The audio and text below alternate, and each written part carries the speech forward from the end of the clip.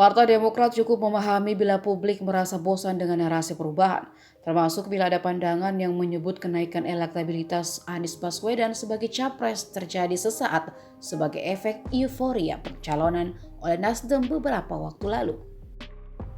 Menurut Deputi Badan Pemenangan Pemilu Partai Demokrat Kamhar Lakumani, kedua hal itu mafhum terjadi lantaran narasi yang saat ini disampaikan Anies masih terbatas.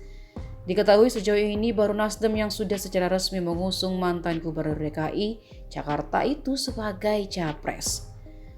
Sementara itu rencana pembentukan koalisi perubahan oleh Demokrat, Nasdem, dan PKS tak kunjung terrealisasi. Kamhar meyakini bahwa narasi yang disampaikan Anies akan semakin berkembang bila koalisi tersebut resmi terbentuk.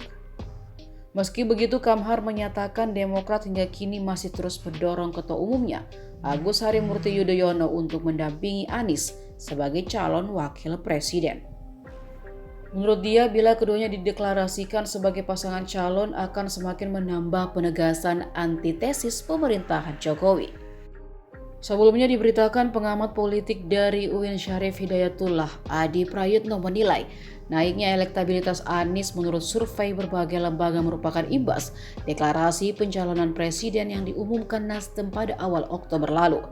Momentum deklarasi pencapresan Anies dinilai tepat karena berdekatan dengan lengsernya dia dari kursi Gubernur DKI Jakarta.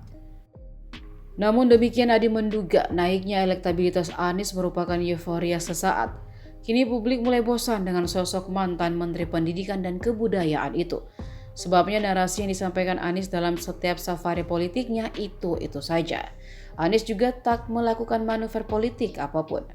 Sebagai figur yang lekat dengan citra oposisi, Anies hampir tidak pernah menentang atau mengkritisi kebijakan Presiden Joko Widodo secara terbuka. Padahal basis masa Anies datang dari kalangan yang kontra terhadap Jokowi.